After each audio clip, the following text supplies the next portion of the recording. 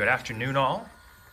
It is Thursday, the 19th of March, and I present to you the ventilator Mark I. As you can probably see just by looking at this, this is a pseudo ventilator that is built around a bag valve mask, or ambu bag, as some of you folks may have heard about it. This is cobbled together from commonly available parts. There's nothing too crazy here or too hard to obtain. That was part of the design philosophy. You can see there's plywood, there's 2x4s, there's some Velcro.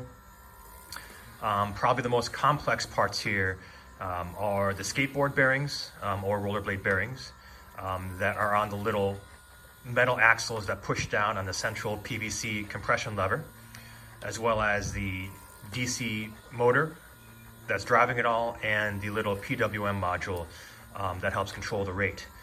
But both the electronic parts there are just sourced through Amazon and easily available.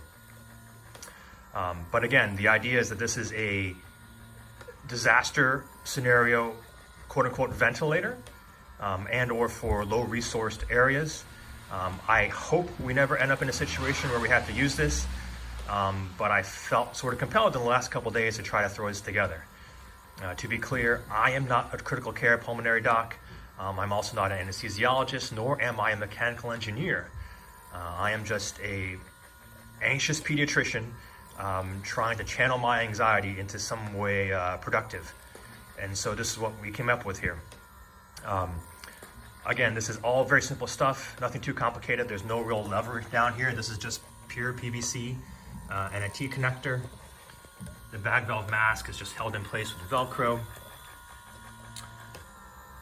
And you can get a little look at the rotation mechanism and the pushing mechanism up there. Rate is controlled at the PWM module here. You can turn the rate up and down. If you wanted to have an even slower rate, you could take off one of the compression axles there, one of the pushing axles there, and basically have the rate.